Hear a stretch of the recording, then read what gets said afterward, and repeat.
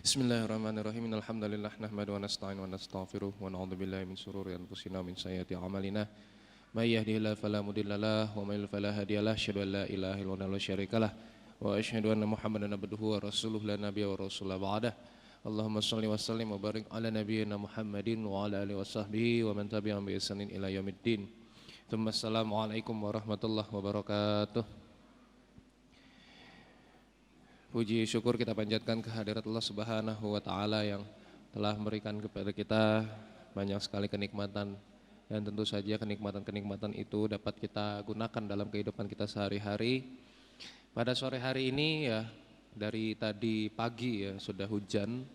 Ini alhamdulillah, ini mungkin juga cukup berdampak pada kajian pada sore hari ini karena mungkin kerepotan ya, namanya juga lagi hujan.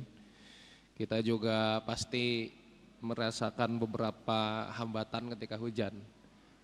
Nah, ini adalah satu rahmat sebetulnya bagi kita semua, karena kalau misalnya teman-teman tahu saudara-saudara kita tuh kalau di Mekah itu ya, terutama orang-orang Arab ya, orang-orang Arab yang di Mekah, bukan orang kita yang bukan orang Indonesia. Saudara-saudara kita kalau di Mekah itu kalau hujan itu mereka nggak masuk rumah tapi keluar rumah. Yang pertama karena jarang ya, yang kedua hujan di sana tuh pasti sebentar. Jadi nggak pernah ada cerita di Mekah itu hujan dari pagi sampai malam kayak gini, nggak pernah. Nah, di sana itu hujan itu jarang, barang langka. Makanya kalau hujan mereka nggak berteduh. Kalau hujan justru mereka rame-rame keluar rumah untuk menikmati. Jadi kalau pengen benar-benar main hujan-hujanan gak dimarahin orang tua ya di Arab gitu. Dan salawat serta salam semoga senantiasa tercurah kepada junjungan kita Nabi Muhammad SAW, yang setiap perkataannya adalah hukum, setiap perbuatannya adalah teladan, dan sebaik-baiknya sahabat adalah sahabatnya. Dan kita sebagai umatnya mencoba untuk tetap istiqomah di jalannya. Salah satu caranya adalah dengan mempelajari sirah nabawiyah, dengan mempelajari sejarah bagaimana perjalanan dakwah Rasulullah SAW bersama para sahabat dan seterusnya. Baik, jamaah sekalian dirahmati Allah Subhanahu wa taala, ini saya sengaja pakai slide ya supaya lebih mempermudah kita untuk mempelajari tema pada sore hari ini, yaitu sejarah ya, terbentuknya kota Makkah. Jadi sebetulnya kalau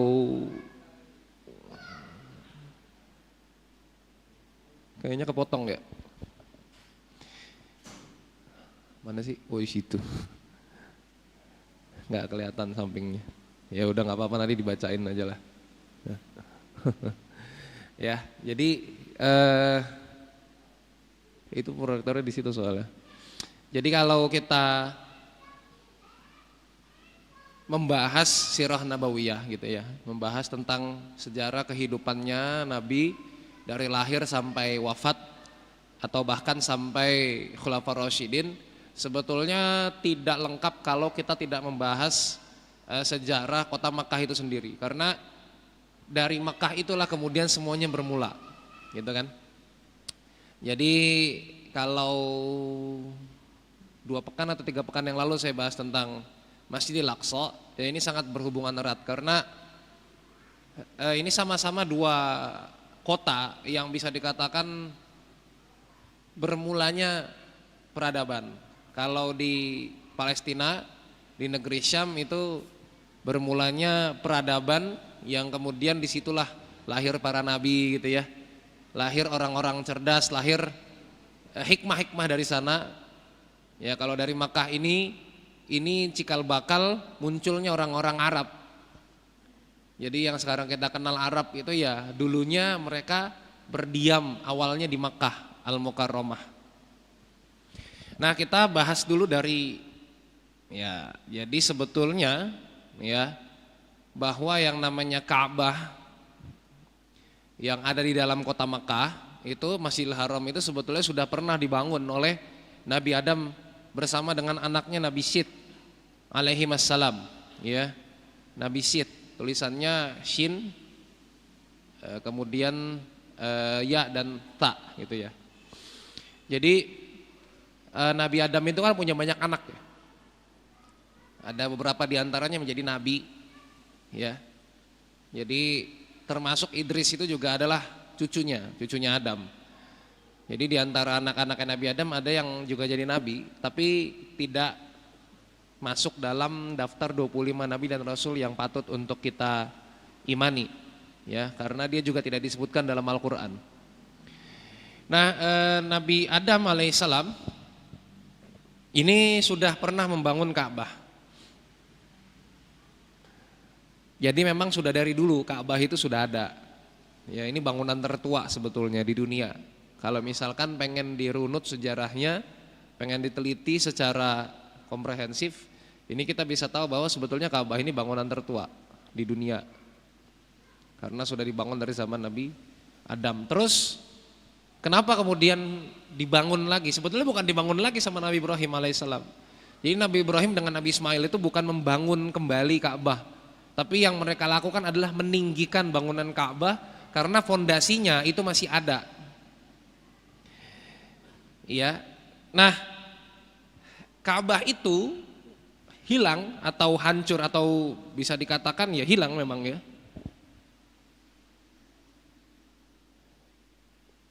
Itu ketika terjadinya banjir besar di zaman Nabi Nuh alaihi salam. Ya, di surat Al-A'raf ayat ke berapa itu 64. Coba cek.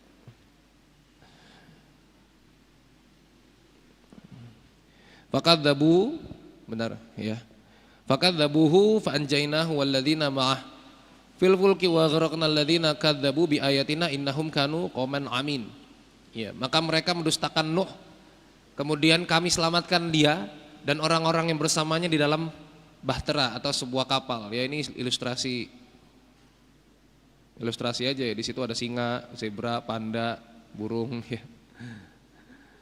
Ya sebetulnya nggak gitu-gitu amat. Saya juga nggak tahu binatang apa aja yang masuk di situ.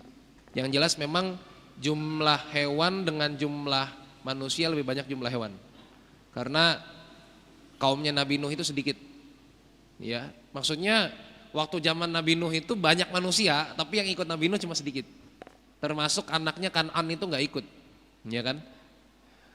Maka mereka mendustakan Nuh, kemudian kami selamatkan dia dan orang-orang yang bersamanya dalam bahtera, dan kami tenggelamkan orang-orang yang mendustakan ayat-ayat kami. Sungguhnya mereka adalah kaum yang buta, kauman amin, buta mata hatinya. Jadi buta itu nggak cuma mata ya, artinya buta mata itu masih bisa disadarkan, tapi kalau sudah buta mata hatinya ini nggak bisa disadarkan, ya. Jadi mata hati itu ya hati nurani, jadi terbuka atau tidak. Jadi jangan dibayangkan mata hati itu kayak ini, kayak orang-orang indigo gitu ya, yang bisa melihat jin gitu ya. Itu beda lagi itu, bukan seperti itu. Kayak kalau ada yang ngaku-ngaku indigo itu, indigo apa indihome?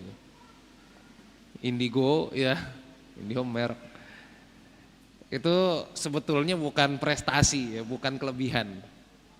Ya, orang yang bisa melihat makhluk halus itu tandanya ada makhluk halus dalam dirinya juga. Karena kemudian makhluk halus itu membuka tabir ya antara kita dengan makhluk-makhluk tersebut. Jadi kalau misalnya Anda punya teman atau Anda sendiri gitu ya, yang bisa ngeliat jin tuh jangan bangga, apalagi bikin acara gitu kan. Bikin reality show, gue bisa lihat jin. Nah, di sini nih ini ada genderuwo besar ya, sampai langit sana tuh kelihatan tuh. Ya, kakinya di bawah tanah sampai perut bumi gitu misalnya. Itu bukan sesuatu yang patut untuk dibanggakan karena Anda berarti saat itu sedang dalam gangguan jin. Ada malah teman saya yang wah ini ilmu yang turun-temurun dari nenek moyang. Itu bukan ilmu, itu titipan jin ya. Jadi jinnya terus-terusan berada di tubuh. Ya, ntar dia meninggal nanti jinnya pindah ke anaknya, ke cucunya. Tapi biasanya jinnya yang membantu itu biasanya akan langsung diwariskan ya, langsung diwariskan ke anak cucunya. Karena kalau dia dalam keadaan sakaratul maut itu jinnya pasti melawan. Jadi matinya susah. Ya, makanya kalau orang bergabung atau bersekutu dengan jin pasti matinya susah. Kenapa? Karena dia merasa bahwa ini orang yang perlu saya bantu, dan ketika misalnya malaikat ingin mencabut nyawanya akan dilawan. Susah emang ya. Nah makanya kembali ke mata hati ya. Mata hati itu beda sama yang tadi disebutkan. Jadi kalau dibuka mata batin ya, mata batin istilahnya. Nah jadi sudah dibangun ya, lalu kemudian kaumnya Nabi Nuh alaihissalam ini yang tersisa, yang naik ke atas kapal ini kemudian beranak pinak, ya kan? Kan ada Sam, Ham, dan Yafid, ya. Sam ini yang kemudian memberikan keturunan-keturunan orang-orang Asia. Ya. Dan kemudian Ham itu yang kemudian keturunan-keturunannya adalah orang Afrika. Dari utara sampai selatan, dari Asia bagian paling barat ya, sampai kemudian Afrika. Yafid itu kemudian nanti beranak pinak jadi orang Romawi, orang-orang bule. Bagaimana dengan orang-orang yang lain, misalnya orang-orang kulit merah, kayak Indian di Amerika dan lain sebagainya. Itu proses yang sangat panjang. Jadi peradaban manusia ini pernah sekali waktu memang sempat menghilang, kemudian tiba-tiba ada lagi. Nah ini prosesnya saya nggak tahu, siapa yang belajar antropologi atau belajar sejarah manusia gitu ya, ini perlu digali. Karena ada kemungkinan ya, ada kemungkinan, bahkan ada beberapa ulama yang mengatakan tidak semua dari kita tuh anak Adam. Bingung ya, saya juga bingung ya.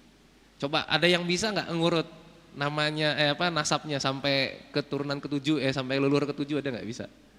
Itu aja udah jago gitu. Apalagi kalau bisa ngurut sampai ke Nabi Adam gitu. Ya bahkan para ya biasanya paling ya para habaib ya biasanya ya.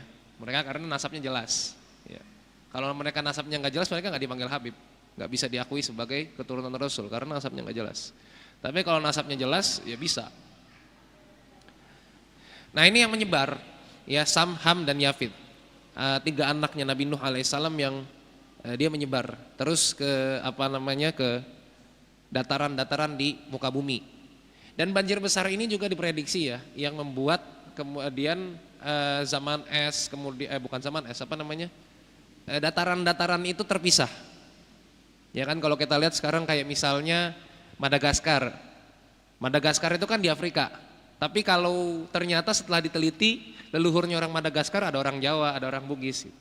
Entah itu karena memang melancong, karena nenek moyang kita seorang pelaut ya, atau karena memang tanahnya dulu pernah menyatu kemudian berpisah. Sama juga kayak misalnya tanah Papua yang berpisah dengan tanahnya Australia gitu kan.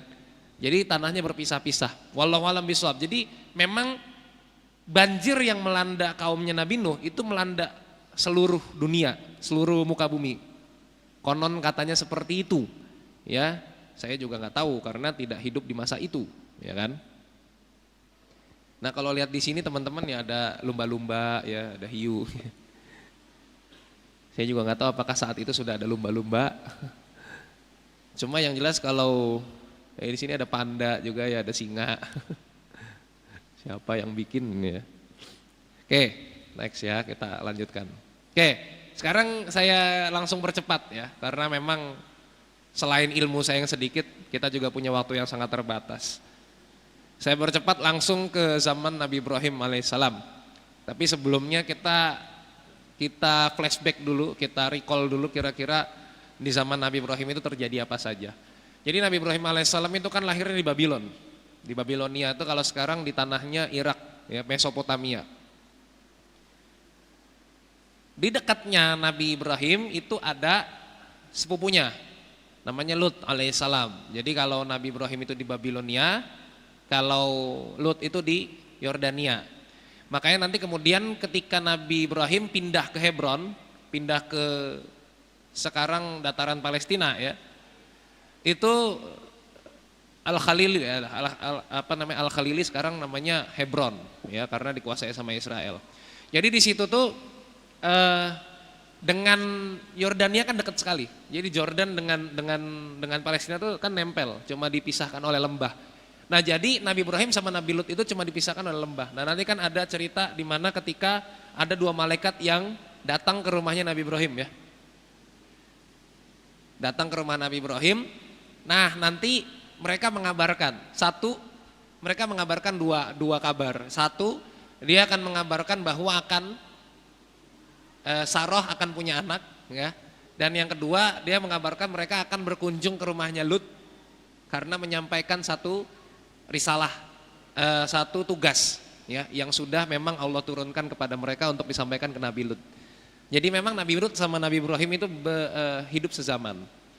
Nah, kayak antum sudah tahu ya bahwa Nabi dengan Rasul itu beda ya. Kalau Rasul itu bertugas untuk menyampaikan syariat ke seluruh kaum, ke seluruh manusia. Kalau Nabi itu cuma bertugas untuk mengingatkan. Jadi dia nggak punya kewajiban untuk punya syariat dan punya pengikut. Nabi Lut contohnya. Nabi Lut itu kisahnya gimana sih? Dia cuma ngingetin kaumnya untuk nggak jadi kaum homoseksual. Mereka nggak ada yang nurut, dia kabur. Udah gitu aja tugasnya. Itu Nabi. Kalau Rasul nggak, dia punya tugas yang lebih berat, lebih panjang. Makanya Rasul ini disebut dengan ulul azmi, ya, orang-orang yang punya keutamaan. Di antaranya ada Nabi Nuh, Nabi Ibrahim, Nabi siapa lagi? Nabi Musa alaihissalam, Nabi Isa, dan kemudian Nabi Muhammad sallallahu alaihi wasallam. Ya, jadi Nabi Ibrahim alaihissalam ini punya tugas yang sangat berat ya. Di awal Nabi Ibrahim itu kan lahir di tengah-tengah kaum yang menyembah berhala. Bahkan dikatakan dalam Quran bapaknya itu sebetulnya bapaknya juga pembuat berhala. Tapi kalau di Quran kita taunya namanya Azar bapaknya ya. Kalau di beberapa kitab yang saya baca, termasuk Ibnu Katsir dalam Qisasul Anbiya, mengatakan bahwa Nabi Ibrahim alaihissalam itu bapaknya bukan Azar, tapi Tarah. Azar itu pamannya. Jadi pamannya Azar itu. Sedangkan bapaknya namanya Tarah. Ya. Nah, ini perdebatan. Ada yang mengatakan bapaknya Azar. Jelas di Quran disebutkan itu adalah abahu, bapaknya dia. Ya. Sedangkan para ulama mengatakan tidak, karena setelah dicocokkan nggak cocok. Bahwa kalau bapaknya Azar itu nggak cocok. Yang lebih cocok adalah bapaknya bukan Azar. Azar ini adalah pamannya. Nah, Azar ini termasuk penasihat Raja Nimrod alias Namrud, ya. Penasihatnya Raja Namrud. Oke. Terus kemudian Nabi Ibrahim itu, ingat ya, Nabi Ibrahim itu bukan mencari Tuhan ya. Nabi Ibrahim itu punya retorika dakwah yang dimana dia menentang seluruh orang-orang yang menyembah berhala untuk membuktikan bahwa berhala itu memang betul-betul patut untuk disembah, bahwa betul-betul berhala itu menolong mereka. Jadi bukan berarti yang teman-teman baca di surat apa itu Al-An'am apa Al-A'raf ya? Al-An'am apa Al-A'raf sih? Ini wajhatu wajhiya lillazi fataras samawati wal ard ya. Jadi yang kemudian Nabi Ibrahim melihat matahari, mungkin ini Tuhan saya. Itu bukan mencari Tuhan, tapi sedang menyampaikan kepada kaumnya, kalian tuh salah. Coba, Tuhan kita siapa? Matahari. Oh iya, coba kita sembah. Loh, kok lama-lama dia terbenam? Oh mungkin ini Tuhan kita adalah misalnya bulan gitu ya. Ya, bintang, bulan, kemudian matahari semuanya terbenam. Dan kemudian Nabi Ibrahim bilang kepada kaumnya, Tuhan kita tuh bukan yang seperti itu, tapi Tuhan kita yang dia abadi, dia menciptakan ini semua. Kaumnya nggak percaya, ya. Kemudian juga dibuktikan Nabi Ibrahim alaihissalam masuk ke kuil. Jadi patung-patung yang dihancurkan oleh Nabi Ibrahim itu berada di dalam sebuah kuil. Nah, patung-patung itu kan banyak. Ini entah gimana kemudian Namrud itu merasa bahwa dirinya Tuhan dan membuat satu patung yang paling besar. Jadi patung yang paling besar itu patungnya dia, Namrud. Ya, dibuat serupa dengan Namrud, gitu kan? Dimasukin ke dalam kuil, ditempatkan di tempat paling tinggi. Jadi ceritanya orang-orang itu, orang-orang penyembah berhala itu tidak ada yang berani mendekati patung. Karena takut kualat. Ini patung ini Tuhan, ya. Kalau didekatin oleh manusia nanti manusianya kualat. Akhirnya suatu kali Nabi Ibrahim penasaran, ini benar gak sih Tuhan? Ya benar lah. Kira dia masuk. Ada satu penjaga di situ, penjaga kuilnya, yang dia tidak berani menghalangi Ibrahim karena Ibrahim mendekati patungnya. Jadi patung ini dia langsung deketin gitu di depannya, dan itu tidak boleh bagi mereka. Itu haram hukumnya gitu ya. Jadi Ibrahim ini melakukan bid'ah dolalah gitu bagi para penyembah berhala. Dia coba, kan jadi patung itu kan berhala-berhala itu ada sesajennya, ya kan? Sesajennya apa namanya, makanan-makanan dekat patung itu kemudian dicoba dilemparin ke mukanya patung itu. Dilemparin plak gitu. Kok dia nggak ngindar? Katanya Tuhan. Lemparin lagi, plak. Kok dia nggak balas? Katanya Tuhan. Lemparin lagi, plak. Kok dia nggak marah? Katanya Tuhan. Jadi sebetulnya ini iseng aja gitu ya. Cuma mau nunjukin bahwa kalian tuh salah. Gitu.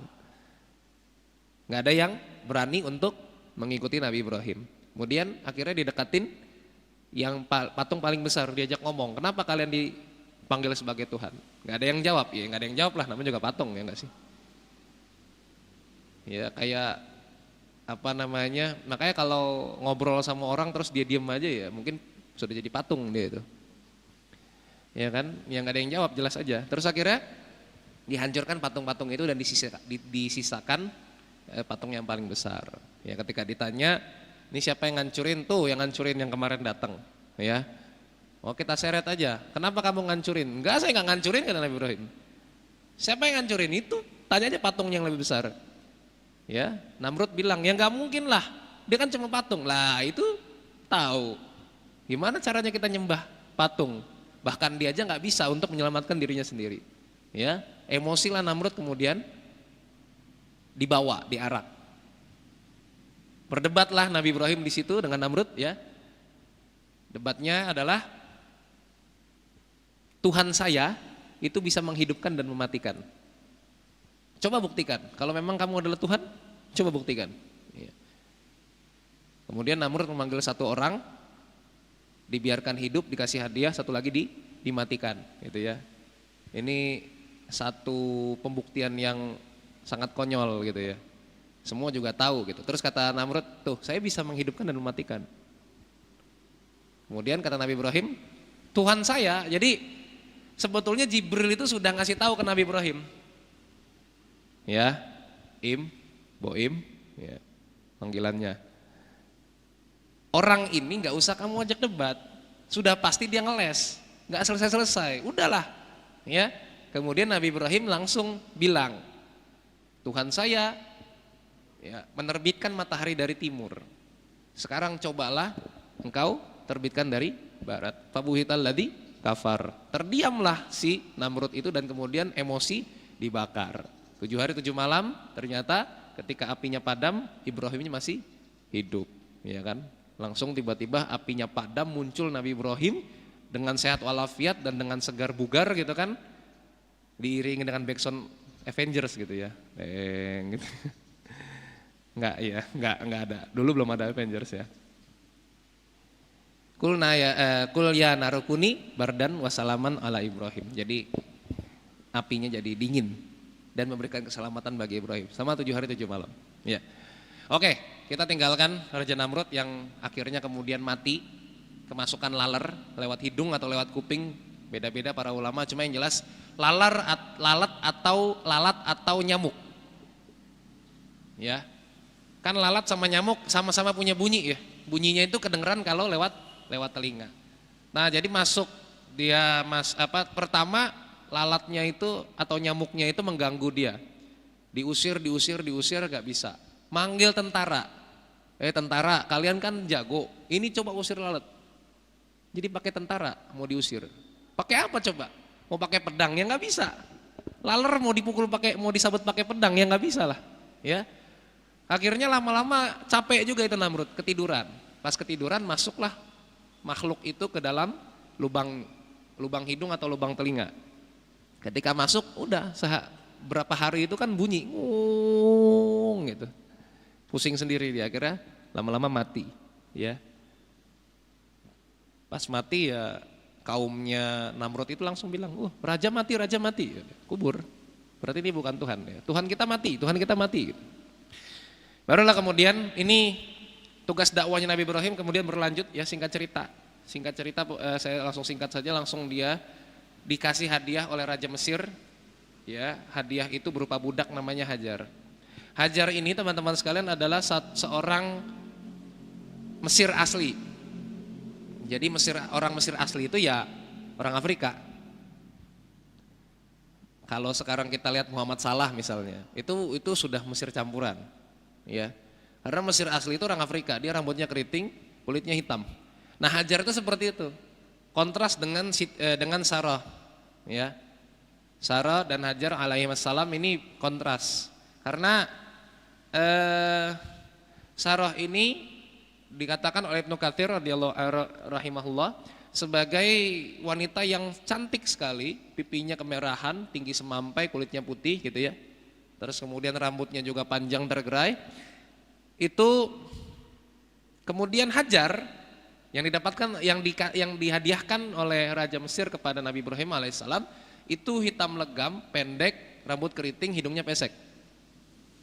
Beda sekali dengan Sarah tadi yang sudah disebutkan. Tapi kemudian ternyata ya Nabi Ibrahim alaihissalam punya anak duluan sama Hajar. Ya ketika insting perempuannya kemudian terpanggil, ya Sarah nggak terima. Kok jadi kan sebetulnya kan suami saya kasih ke kamu supaya suami saya punya anak, karena saya itu nggak punya anak, gitu kan? Kok sekarang jadi kamu yang mendapatkan perhatian lebih banyak daripada saya? Akhirnya kemudian diusirlah Hajar, jadi diusir. Nah, pengusiran itu kemudian langsung dilakukan oleh Nabi Ibrahim. Jadi Nabi Ibrahim menemani Hajar, ya menemani Hajar untuk berjalan ke Hijaz, sebetulnya ke tanah yang sudah dikasih tahu sama Allah. Ya disuruh pergi, sampailah kemudian Nabi Ibrahim alaihissalam bersama dengan Hajar yang saat itu sudah ada Ismail yang masih dalam proses susuan, gitu ya. Sampai ke sebuah lembah yang sangat tandus. Nah makanya di sini di surat Ibrahim ayat ke-37 itu ya disebutkan di zar'in ghairi dzi zar'in, ya biwadin ghairi dzi zar'in. Jadi di lembah yang itu nggak ada apa-apa sama sekali, ghairi dzi zar'in. Lembah itu nggak ada apa-apa sama sekali, tanaman kering pun nggak ada, apalagi yang basah. Bahkan tanahnya saja nggak bisa ditanam apa-apa. Nah kalau dulu ada yang mencoba untuk melukiskan, nah seperti ini.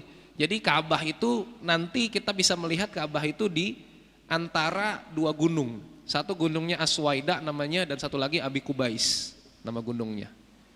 Kalau sekarang kita nggak bisa lihat lagi karena sudah dikondisikan supaya tidak terlalu terjal buat jamaah haji dan umroh. Ya, kalau teman-teman lihat sekarang kan di Masjidil Haram ya seperti itu kondisinya. Jadi makanya kalau hujan, tadi saya bilang kalau hujan Ka'bah itu pasti banjir. Sudah pasti banjir karena posisinya kayak mangkok. Jadi Ka'bah itu berada di tengah-tengah mangkok itu. Jadi kalau hujan itu pasti banjir. Pernah merasakan banjir di Masjidil Haram? Oh, belum pernah ke Masjidil Haram. Semoga segera ya. Jadi ya ini kalau kita bahas tentang Makkah dan Madinah, yang pernah ke sana pasti pengen ke sana lagi. Yang belum pasti rasanya, kapan saya ke situ gitu. Masya Allah, memang sudah Allah muliakan gitu. Nah jadi kalau hujan deras di Makkah sampai sekarang, sampai hari ini, kalau hujan deras di Makkah itu biasanya banjir. Jadi Masjidil Haram itu kalau hujan deras itu sampai banjir, sampai tergenang. Tapi jamaah haji, jamaah umroh itu nggak ada yang bubar, emang kayak kita, nggak ada, ya. Apalagi orang sana nyalain, ini gara-gara raja, nggak ada kayak gitu, nggak boleh. Jadi kalau banjir mereka ya sudah, lanjut aja terus sampai kemudian surut sendiri kalau di sana, cepat, ya, karena memang datarannya dataran pasir gitu kan, dan memang di sana suhunya tinggi, panas. Kecuali kalau malam mungkin agak lama. Cuma di sana tuh kalau sudah banjir ya nggak usah diapa-apain, nanti juga surut sendiri. Dan orang-orang di sana kalau kehujanan kebanjiran nggak panik, biasa aja. Ya karena memang banjirnya bukan karena sampah. Kalau kita kan banjir karena sampah ya. Jadi bau, airnya kotor. Kalau di sana nggak. Karena memang posisinya yang di tengah-tengah. Nah nanti ada bukit lagi yang lebih kecil. Ada dua bukit yang lebih kecil namanya Sofa dan Marwah. Itu jaraknya sekitar 1 kilometer. Ya, ini nanti akan kita bahas. Jadi ketika itu Nabi Ibrahim alaihissalam sampai bersama Hajar di sebuah lembah namanya Bakkah, lembah Bakkah. Kemudian Nabi Ibrahim alaihissalam sampai di situ dapat wahyu dari Allah. Ketika dapat wahyu dari Allah langsung dia diam. Nabi Ibrahim langsung bilang kepada Hajar, Hajar, tinggal di sini, saya mau pergi. Duh, gimana coba? Anda punya suami, ya, diantar ke sebuah tempat, terus suami Anda langsung bilang, Dek, kamu di sini ya, aku mau pergi. Kemana Mas? Pokoknya pergi. Gimana kira-kira? Wah, laki-laki nggak tahu diuntung, semua laki-laki sama saja kayak gitu. Tapi kan Hajar tidak seperti itu. Ketika Nabi Ibrahim alaihissalam bilang, Hajar kamu di sini bersama Ismail, saya mau pergi. Sudah, nggak ngomong apa-apa lagi. Dia naik unta lagi, dia pergi. Ada yang mengatakan jalan kaki, ada yang mengatakan naik unta. Ya sudahlah gitu ya. Cuma yang jelas kemudian Hajar bingung. Dia dari awal tuh nggak pernah bertanya, ya Mas Ibrahim kenapa saya tuh diusir sama Mbak Sarah, apa salah saya? Gitu nggak pernah nanya. Jadi ketika dimarahin ya dia terima aja, ya. Ya sudah dia terima, terus kemudian Nabi Ibrahim mengajak, ayo kita jalan yuk, kemana? Ke Hijaz. Nggak tahu Hijaz di mana, pokoknya nggak tanya. Mau ngapain itu nggak pernah tanya, ya. Apalagi sampai tanya, sampai ditanya, kamu lapar nggak? Mau makan apa? Terserah makan apa? Nggak ada kayak gitu, ya. Karena mereka sudah bawa perbekalan yang terbatas. Sampai kemudian di lembah ini, Nabi Ibrahim harus pergi, nggak ngomong apapun dia pergi. Hajar tanya, wahai Ibrahim, kenapa engkau meninggalkan kami di sini? Apakah engkau tega gitu ya? Nabi Ibrahim nggak jawab, dia sambil ngeloyor sambil nangis.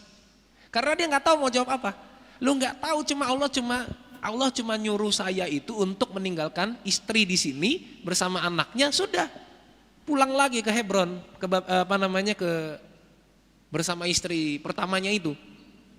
Jadi gak dikasih tahu. Dan Ibrahim nggak tahu mau jawab apa. Pun kalau jawab, coba psikologi seorang laki-laki, ya. Kalau kita sudah sudah dari bepergian jauh, kemudian bertemu dengan istri, kemudian harus pergi lagi, itu rasanya gimana? Pasti nggak tahu ya kalau belum punya istri ya. Nggak usah istri deh.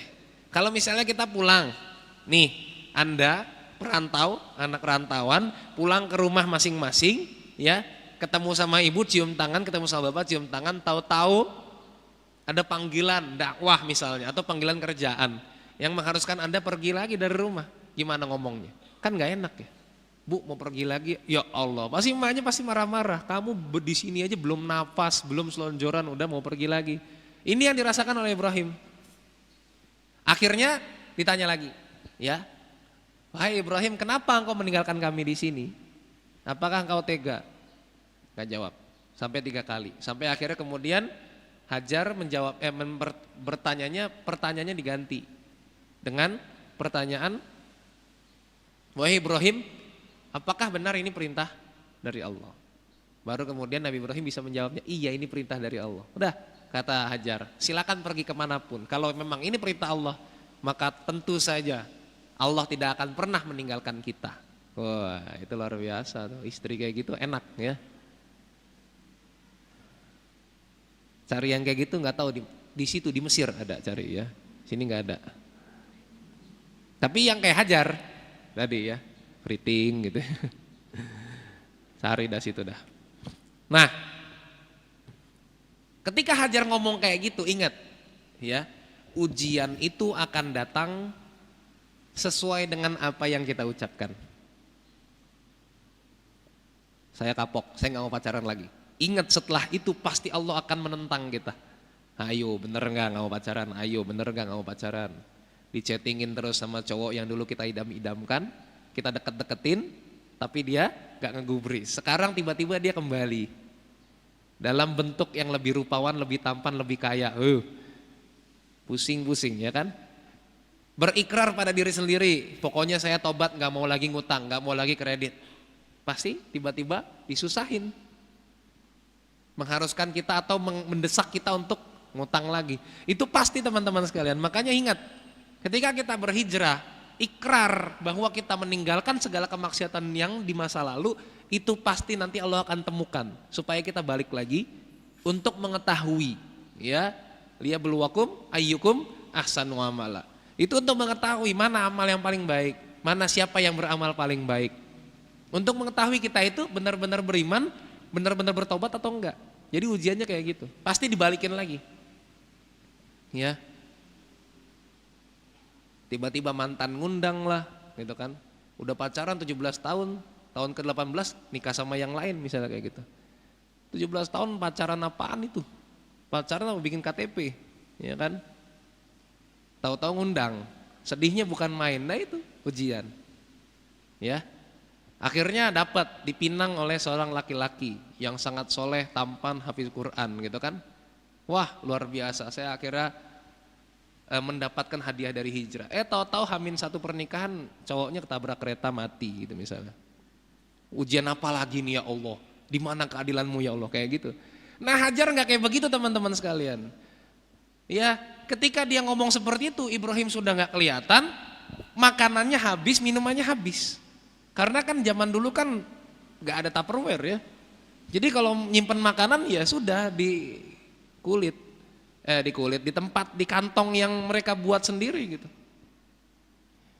Kalau nyimpen minuman di sebuah geriba yang dibuat dari kulit itu kan, keras terus kemudian bisa diisi air. Habis, gak ada lagi ya. Hajar itu lihat kanan kiri nggak ada, depan belakang kanan kiri atas bawah nggak ada yang tanda-tanda air di sini, tanda-tanda makanan, binatang nggak ada sama sekali.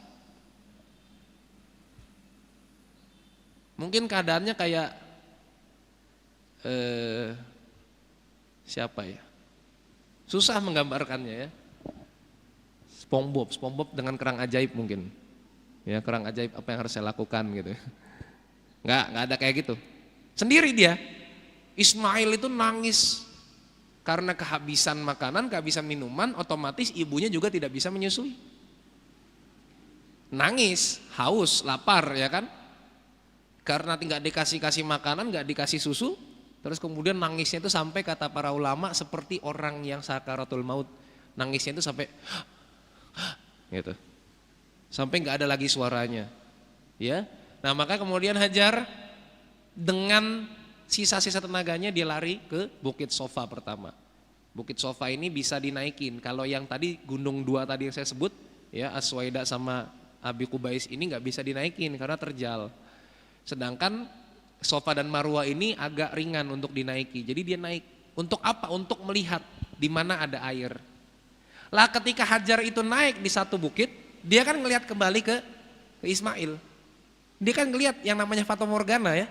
Fata Morgana kan kelihatan kayak ada air ya. Kalau kita lagi panas-panas di jalanan kelihatan kayak di depan ada air, padahal ketika disamperin nggak ada. Dia lihat loh, kok ada air di situ. Dia turun nggak ada. Dia naik lagi ke Bukit Marwah. Dia lihat lagi ke belakang, kayaknya ada air. Oh kok nggak ada? Gitu kan? Jadi Sofa Marwah sampai 7 kali naik turun. Baru kemudian ketika di Marwah, ketika di Sofa, ya, yang ke-7 itu kemudian ngelihat lagi ke arah Ismail, ternyata betulan ada air di situ. Airnya itu muncul di dekat kakinya Ismail, ya. Nah ini bedanya antara wanita yang solehah dengan wanita yang enggak solehah. Wanita yang solehah, satu, diajak sama suami, dia taat karena tahu suaminya orang soleh. Yang kedua, ya, bahwa itu perintah Allah, dia juga taat. Pokoknya kalau sudah perintah Allah pasti baik. Mau saya mati, mau saya dikubur hidup-hidup, kalau perintah Allah pasti baik. Yang ketiga, usaha dulu baru ngomong. Biasanya kalau cewek dapat masalah ngomong dulu baru usaha kan, ya. Oh enggak, ya udah nggak apa-apa deh, ya. Tapi kebanyakan perempuan 90% masalah selesai kalau dia sudah cerita. 10% wis dipikir karo melaku, gitu kan? Dan biasanya perempuan ketika cerita tentang masalahnya dia nggak pengen diselesaikan, tapi pengen didengar. Mas tahu nggak mas itu Bu Rini yang banyak utang itu? Ah kamu cerita itu melulu, marah pasti perempuan kalau digituin. Tapi kalau misalnya suaminya bilang, iya kenapa itu, utang lagi, astagfirullah, itu senang pasti istrinya. Tuh nggak bener orang kayak gitu, tuh pasti nanti masuk nerakanya pakai jalur undangan itu. Seneng banget istrinya kalau digituin. Wah, suami saya mendukung. Jadi Anda yang mau jadi suami nggak usah mikir payah-payah. Kira-kira apa solusi buat istri saya, nggak usah pikir. Karena istri kalian nggak butuh itu. Istri kalian itu cuma butuh kalian mendengarkan, ya. Letakkan HP, dengerin. Gimana? Oh iya, subhanallah. Iya ya, astagfirullah, begitu masih ada ya 2020 begitu ya. Iya mas, tuh seru. Tuh seneng orang-orang kayak gitu. Ya. Nah hajar ini tipenya bukan kayak gitu. Hajar itu tipenya coba usaha dulu. Yang penting usaha, berhasil atau enggak itu bonus. Nanti Allah yang urus. Ya, dia naik turun nggak ada, akhirnya kemudian ketemu. Ternyata air itu sudah berada di dekat kakinya Nabi Ismail. Riwayat yang paling kuat, air itu digali sama sayapnya malaikat Jibril, ya. Digali kemudian keluar air. Ya kalau misalnya itu kan Hajar ya. Bayangkan kalau kita yang di posisi Hajar. Ngelihat ada air dekat kakinya Ismail, yang kita tahu itu adalah mungkin ditendang-tendang sama Ismail keluar air gitu ya. Pasti kalau Hajar itu kayak ibu-ibu kebanyakan, itu pasti dia langsung bilang, lele, ora ket mau lele. Wis kesel ya. Udah lari-lari naik turun, tahu-tahu ternyata di kakimu sendiri gitu. Dia enggak. Terus kemudian Hajar itu langsung bereaksi, merespon untuk mengumpulkan dan mengatakan zam. Zam itu bahasanya Hajar. Bahasanya orang Mesir, ya. Makanya itu bukan bahasa Arab sebetulnya.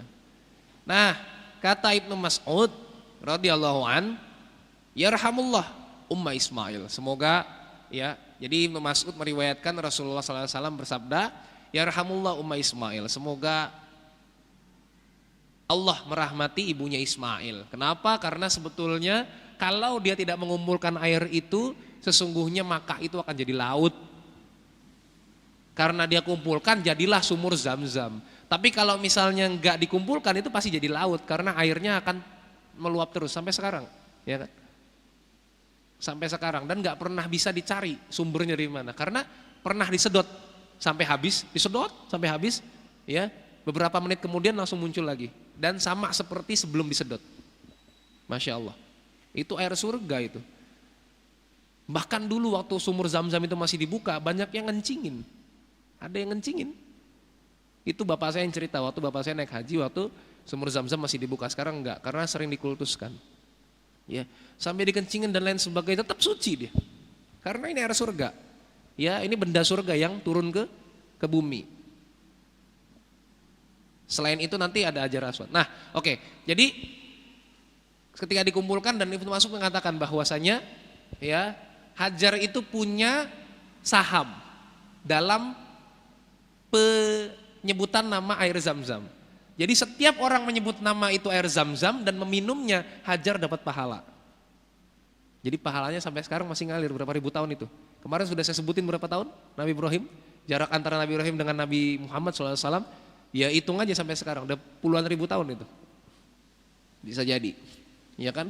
Sudah belasan ribu tahun, sudah lewat belasan ribu tahun, tapi masih mengalir pahala. Yang kedua ada lagi yaitu syariat untuk sa'i di haji dan umroh. Ini juga dapat pahala Hajar. Jadi kalau satu hari ada 1 juta jamaah yang sa'i, itu pahalanya 1 juta itu Hajar. 1 juta itu juga kurang, paling bisa lebih. Gitu ya. Ini luar biasa. Atas ketawakalan dan tekad yang kuat dari seorang Hajar untuk taat kepada Allah.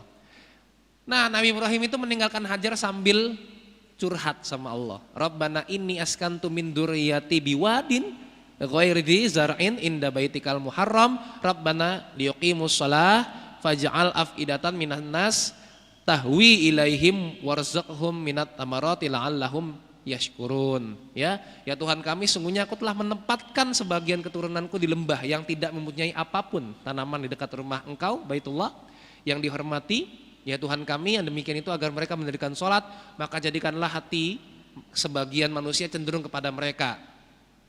Ini doanya Nabi Ibrahim turun terus sama kita nih. Dan berilah rezeki mereka dari buah-buahan, mudah-mudahan mereka bersyukur.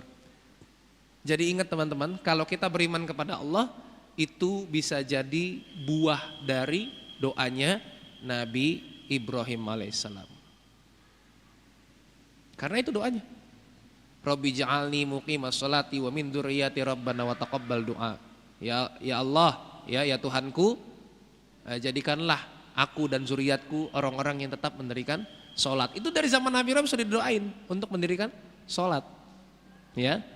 Dan coba bayangkan, dan berilah mereka rizki dari buah-buahan. Bayangkan kalau teman-teman ke Makkah, kalau belum semoga segera, lihat di sana itu nggak ada pohon sama sekali. Bahkan kalau teman-teman nginep di hotel, itu bisa jadi hotelnya samping-sampingan sama bukit batu. Nggak ada pohon sama sekali, nggak ada tanaman sama sekali. Tapi bayangkan kalau Anda pengen cari mangga, di situ ada. Iya, di toko, di pasar. Tapi pasti ada, semua jenis makanan yang kita nggak ketemu di sini, bahkan di sana ada. Itu hasil dari doanya Nabi Ibrahim. Cari di bin Daud, semua buah ada.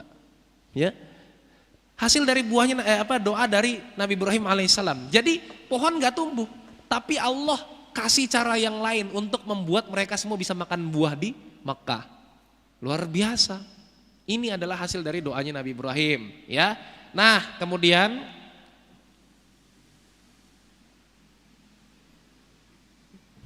ini dulu. Ketika Hajar sudah ketemu air, nah kita skip dulu sebentar, kita stop dulu cerita di Makkah ini. Kita beralih dulu ke Yaman, ya. Jadi itu kan gak ada manusia di situ. Kemudian orang Yaman itu dulu ada yang namanya bendungan Ma'rib. Ma'rib ya, bendungan Ma'rib itu bendungan. Jadi di situ di Yaman itu kan adalah satu tanah yang subur. Jadi dulu semua makanan ada, semua tanaman ada, semua binatang ada untuk dimakan ada. Tahu-tahu, ya kan? Ya, atas izin Allah ya, bendungan itu nggak tahu kenapa, karena tadinya memang orang-orang di sana tadinya beriman kepada Allah, terus kemudian sebagian ada yang menyimpang gitu. Kemudian bendungan itu jebol. Pas bendungan itu jebol, semua rumah semuanya runtuh, semuanya roboh, dan kemudian pohon-pohon yang tadinya subur, tanah yang tadinya subur tergantikan dengan pohon-pohon bidara yang di situ pohonnya berduri dan tidak ada buahnya. Jadi tadinya subur, jadi nggak ada apa-apa. Akhirnya mereka memutuskan, orang-orang Yaman yang tersisa di situ kemudian memutuskan untuk berhijrah dari Yaman ke negeri Syam, karena mereka tahu negeri Syam itu ada. Kemarin sudah saya sebutkan ya, kalau ada yang dengar ya, bulan sabit subur negeri Syam. Jadi Syam itu subur. Jadi mereka pengen ke negeri Syam. Karena dari Yaman ke negeri Syam itu lewat Makkah. Pas mereka lagi jalan ketemu dengan sekumpulan burung-burung yang sedang mengelilingi satu lembah. Nah tadi kan ya, jadi ada bukit, kemudian mereka lihat ada burung di atas bukit itu. Mereka bingung, kok ada burung di sini? Setahu mereka ini adalah tanah yang tandus, nggak ada apa-apa. Tapi mereka ingat setiap ada burung yang berkeliling, ya berarti ada kehidupan di situ. Pas mereka lihat betul, ternyata ada sebuah genangan air. Nah ternyata pas dilihat ternyata airnya ini ngalir terus. Ketemu sama ibu-ibu namanya Hajar. Bu Hajar, ya gimana Pak? Boleh nggak kita tinggal di sini sebentar aja? Kenapa? Kita lagi mau pindah dari negeri kami ke sebuah negeri di sana di utara, negeri Syam itu kan, negeri yang subur. Boleh gak kita di sini? Oh boleh, kata Hajar. Tapi karena ini saya yang nemuin sumur ini, ya, sumur ini saya yang nemuin, maka mohon untuk saya yang ngatur tempat tinggal kalian. Nah jadi Hajar ini yang mengajarkan ilmu arsitektur kali ya, saya juga nggak tahu. Oh perencanaan wilayah dan kota, ya. Anda di sana. Jadi pas mereka semua kemudian singgah di situ, sudah jadi satu kampung, namanya Kampung Mekah, ya. Jalan Dersan, gitu ya. Jadi sudah ada kampung di situ. Nah ternyata akhirnya mereka ya tinggal di situ dalam waktu yang lama, bikin rumah, tinggallah di sana mereka semua. Seiring dengan berjalannya waktu, kemudian Nabi Ismail itu beranjak dewasa. Ya, bentar saya ingat-ingat dulu, karena ini ada banyak perdebatan ulama. Tapi saya ambil yang ini aja. Jadi ketika Ismail beranjak dewasa, ini sudah jadi kampung. Nabi Ibrahim alaihissalam dapat wahyu untuk menyembelih Ismail, ya kan? Fanzur madza tara. Ya singkat cerita langsung sampai ini Ibrahim ini nggak pernah ketemu sama Ismail setelah ditinggalin saat di lembah Makkah itu, di lembah Bakkah itu, ya. Tahu-tahu ketemu, apa kata Nabi Ibrahim? Ismail, saya dapat mimpi untuk nyembelih kamu. Kira-kira gimana menurutmu, ya? Ya kata Ismail, ya gimana lagi? Ini aneh-aneh aja lagi bapak ketemu nggak pernah, tahu-tahu mau nyembelih gitu kan? Ya. Kemudian apa kata Ismail alaihissalam? If'al ma tu'mar satajiduni insyaallahu minas sabirin. Ya. Lakukanlah wahai ayahku apa yang ya abati if'al ma tu'mar. Ya lakukanlah ayahku apa yang memang telah diperintahkan kepadamu. Insya Allah engkau akan mendapati aku di antara orang-orang yang sabar. Oke, terus kemudian ketika mau disembelih, ya jadi Nabi Ibrahim alaihissalam ketika sudah, nanti kalau misal teman-teman ke sana di dekat Muzdalifah itu ada, nanti ditandain ada batunya itu. Nah disitulah Nabi Ibrahim agak naik sedikit dengan Nabi Ismail mau menyembelih Nabi Ismail. Jadi Nabi Ismail sudah ditidurkan, ya. Terus kemudian Nabi Ibrahim itu ketika mau nyembelih nggak tega, akhirnya memejamkan mata. Nah, ketika memejamkan mata itulah kemudian kemudian malaikat Jibril alaihissalam mengganti Nabi Ismail dengan seekor domba. Jadi kalau kita tuh sunnahnya sebetulnya kurban itu motong domba. Ya, yang paling bagus motong domba. Karena itu adalah sunnah yang didatangkan atau dihasilkan dari perbuatannya Nabi Ibrahim bersama Nabi Ismail. Jadi memang Nabi Ibrahim itu ada rasa ketakutan. Iyalah anak sendiri disembelih coba, ya. Makanya dia kemudian memejamkan mata. Nah, ketika memejamkan mata itulah baru kemudian malaikat Jibril mengganti Nabi Ismail dengan domba. Jadi malaikat Jibril nunggu nih kapan meremnya nih orang nih. Pas merem, nah langsung diganti gitu. Jadi Nabi Ibrahim nggak sempat ngelihat keajaiban itu tiba-tiba zring langsung jadi domba, itu enggak. Ya. Nah seperti itu. Oke, ini kemudian menjadi syariat. Jadi Nabi Ibrahim ini punya saham banyak dalam syariat-syariat yang turun ke manusia, ya. Kurban, haji, gitu ya. Terus kemudian apalagi tuh? Nanti bangun Mekah dan lain sebagainya. Terus setelah itu kemana Nabi Ibrahim? Pergi lagi. Ya, jadi ini bapak sering pergi-pergi ya Nabi Ibrahim ini ya. Dia pergi lagi, menghilang lagi. Udah gak ketemu lagi. Nanti suatu saat beberapa tahun kemudian akan datang lagi. Ini saya singkat-singkat aja ya, nggak apa-apa ya. Nanti kalau misalnya pengen lengkapnya silakan baca aja bukunya. Salah satunya di Qisasul Anbiya Ibnu Katsir itu sudah banyak terjemahannya. Terus datang lagi, ketika datang Nabi Ibrahim, ini sudah ramai Mekah nih, sudah jadi kota. Datang, ketok, tok. Assalamualaikum.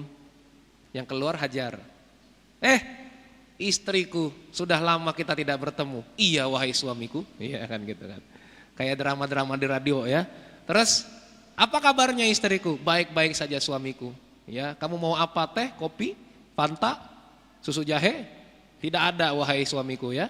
Gak usah minta macam-macam lah. Kamu mau ngapain ke sini? Ketemu sama Ismail. Mana Ismail? Itu tuh rumahnya di situ. Dia sudah nikah. Oh sudah nikah. Sama siapa? Sama perempuan lah. Siapa namanya istrinya? Ayo, siapa namanya? Ibu Ismail, ya betul, ya. Biar cepat aja ya. Namanya Al-Juda. Terus ketemu, ketok, tok. Assalamualaikum. Waalaikumsalam. Siapa tuh? Dibukain. Oh, mau ada perlu apa Pak? Ada Ismail nggak? Nggak ada, dia lagi berburu, ya, untuk makan kami. Oh gitu, saya boleh ngobrol? Ya boleh deh sini, duduk. Gimana kehidupan kalian selama ini? Wah ternyata istri Ismail bilang, susah Pak. Makan susah, bayar listrik nggak bisa. Ya karena belum ada listrik ini, ya. Terus pokoknya hidup kami serba kekurangan. Gitu kata Ibrahim.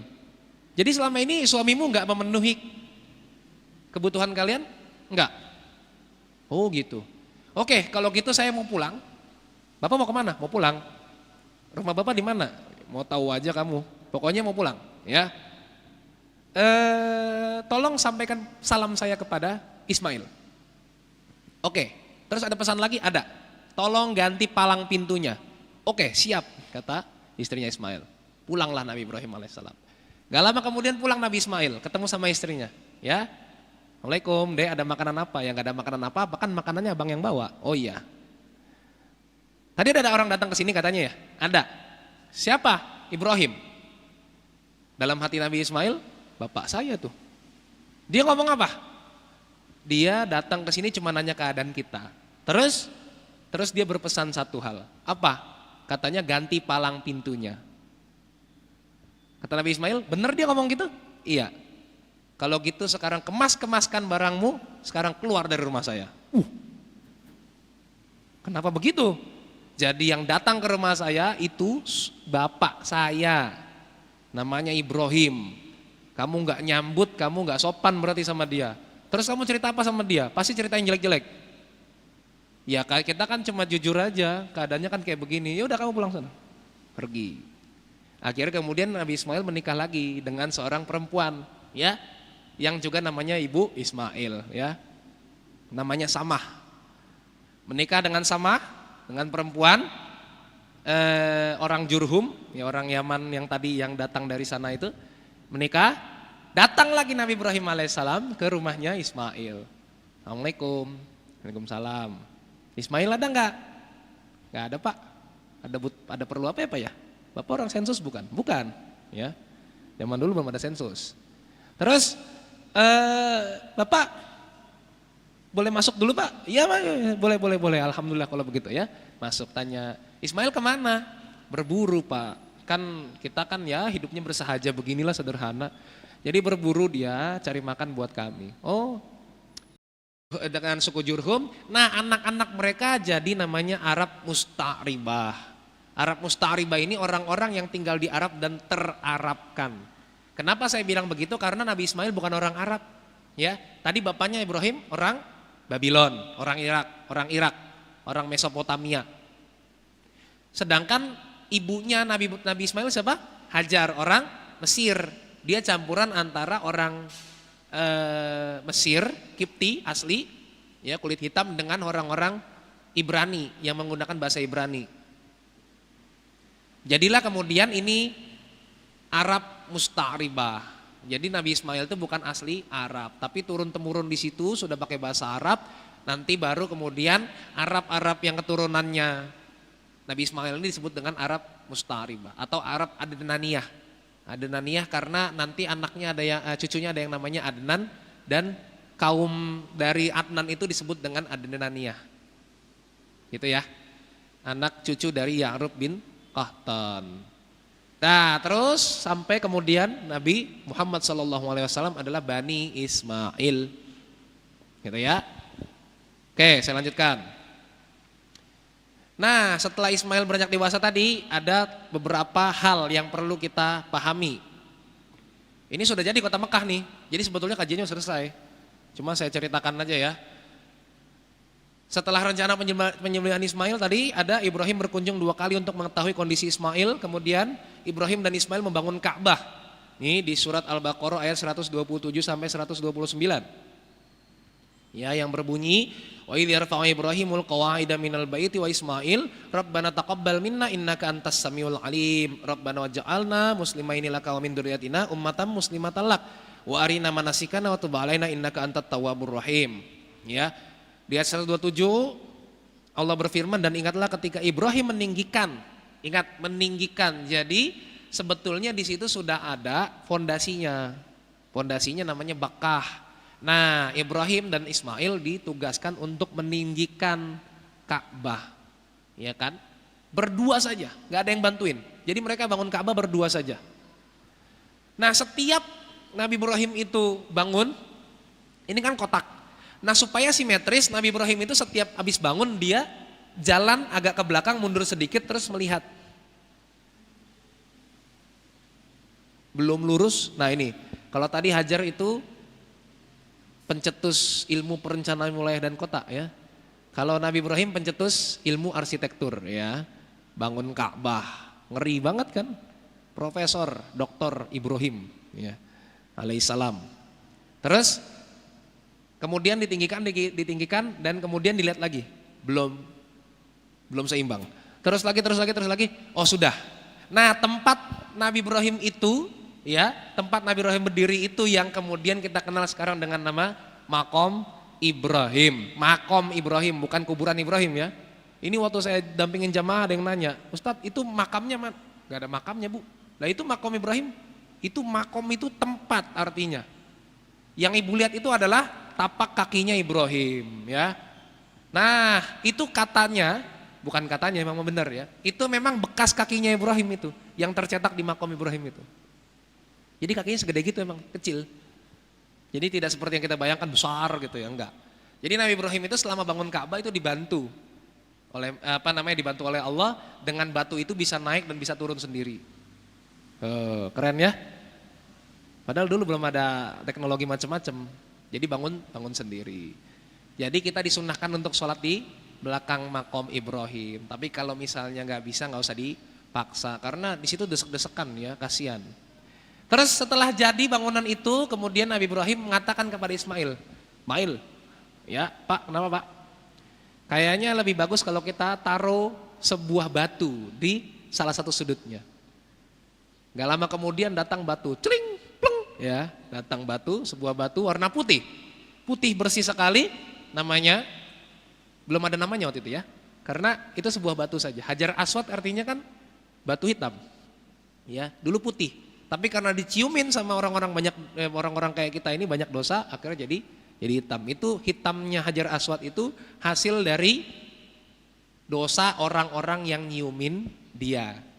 Itu ya. Jadi sudah sekarang hitam legam. Dosanya banyak. Karena itu batu surga jadi terpengaruh teman-teman. Jadi nggak usah heran, itu batu dari surga. Nah Hajar Aswad itu dulu batunya cukup besar ya, seginilah. Segede dompet inilah. Ya, atau lebih besar mungkin ya. Terus sempat pecah. Nah pecah itu di masa Rasulullah SAW yang dia mendamaikan beberapa kaum di Makkah. Nah pecahan-pecahan itu kemudian ditaruh lagi. Itu sempat pecah lagi, sempat jatuh lagi ketika Makkah kena banjir, ya batunya lepas lagi. Itu pecahnya makin kecil. Nah sekarang itu yang kita lihat itu yang makin kecil itu. Ya alhamdulillah sekarang kita masih bisa lihat. Itu bekas tangannya Nabi Ibrahim ya. Gak tahu bekasnya yang mana, gak tahu. Cuma rasakan saja, itu pasti ada bekas tangan Nabi Ibrahim di situ ya. Ribuan tahun yang lalu. Setelah itu kemudian baru Nabi Ibrahim alaihissalam berdoa. Ini doa yang disunahkan untuk kita baca kalau kita sudah selesai melakukan ibadah-ibadah dan amalan-amalan ya. Rabbana taqabbal minna innaka antas samiul alim ya. Ya Tuhan kami, terimalah daripada kami amalan kami. Sesungguhnya Engkaulah yang Maha mendengar lagi Maha mengetahui. Ini yang Anda lihat di belakang ini sumur Zam-Zam. Sekarang udah nggak dibuka lagi. Jadi nggak bisa dimasukin lagi sekarang. Kecuali Anda presiden ya atau raja. Kayaknya nggak mungkin ya. Nggak usah mimpi lah. Itulah pokoknya ya. Itu sumurnya. Nggak usah dicari-cari. Kalau kita kesana nggak bakal dikasih tahu. Karena nanti akan dikultuskan, bahaya. Kemudian di surat Al-Imran ayat 96 dan 97. Kok nggak ditulis suratnya itu ya? 96 dan 97. Itu tentang lembah Bakkah. Ya. Inna wala baiti wudi alin nasi lalladzi bi Bakkata mubarakan wa hudal lil alamin fihi ayatum bainatum maqamu Ibrahim wa man dakhalahu kana amina walillahi 'alan nasi hijjul baiti man istata'a ilaihi sabila wa man kafara fa innallaha ghaniyun 'anil alamin. Ya, sesungguhnya rumah yang mula-mula dibangun untuk tempat beribadah manusia adalah Baitullah yang di Bakkah. Jadi namanya lembah Bakkah yang diberkahi dan menjadi petunjuk bagi semua manusia. Ini bukti bahwa memang sudah dibangun sebelumnya. Padanya terdapat tanda-tanda yang nyata, diantaranya Maqam Ibrahim. Barang siapa memasukinya, Baitullah itu menjadi amanlah dia. Memang Baitullah ini paling aman sekarang ya. Mengerjakan haji adalah kewajiban manusia terhadap Allah, yaitu bagi orang-orang yang mampu. Jadi kalau kita sudah mampu tapi nggak naik haji, ya sebagian sahabat itu mengatakan bisa dibunuh atau diambil hartanya sebagai jizyah karena kita dianggap sudah murtad kalau sudah mampu. Kemudian surat syariat haji itu ada di surat Al-Hajj ayat 27 sampai 28. Ini proses terbentuknya kota Mekah ini diwarnai dengan seperti ini. Liyasyhadu manafi'a lahum. Mana sih? Oh ini. Wadin finnas bil haji yatuka rijalan wa ala kulli dhamiri yati min kulli fajjin amiq. Dan berserulah kepada manusia untuk mengerjakan haji. Niscaya mereka akan datang kepadamu dengan berjalan kaki dan mengendarai unta yang kurus yang datang dari segenap penjuru yang jauh, supaya mereka menyaksikan berbagai manfaat bagi mereka dan supaya mereka menyebut nama Allah pada hari yang telah ditentukan atas rezeki yang Allah telah berikan kepada mereka berupa binatang ternak, maka makanlah sebagian daripadanya dan berikanlah untuk dimakan orang-orang yang sengsara dan fakir. Oke, sampai di sini aja ya. Jadi ketika sudah jadi Ka'bah itu, kemudian Nabi Ibrahim memerintahkan kepada Malaikat Jibril memerintahkan kepada Nabi Ibrahim untuk mengumumkan, Ibrahim, tolong umumkan syariat untuk berhaji. Gimana ngumuminnya? Pokoknya nggak mau tahu. Perintah dari Allah begitu, kamu lakukan saja. Jadi kemudian Nabi Ibrahim bingung, ini gimana ngumuminnya? Nggak ada pengumuman ini. Tidak ada WhatsApp gitu ya, nggak ada email. Akhirnya kemudian Nabi Ibrahim naik ke bukit yang agak tinggi, kemudian langsung mengumumkan, ayuhan nas, semua manusia ya, dirikanlah haji, tunaikanlah haji. Nah, itu beberapa riwayat para ulama mengatakan ketika Nabi Ibrahim ngomong begitu, suaranya itu terdengar ke seluruh penjuru dunia. Iyalah Nabi, ya kan? Semua mendengarkan dan semuanya kemudian berbondong-bondong datang ke Mekah sampai sekarang. Ya, satu-satunya tempat yang tidak pernah berhenti dikunjungi oleh orang itu kota Mekah, satu-satunya kota yang nggak pernah berhenti. Sekalipun sekarang ada virus corona ya, yang kemudian orang-orang jadi nggak boleh mendarat di situ, tetap ya pengunjung Mekah itu nggak pernah sepi.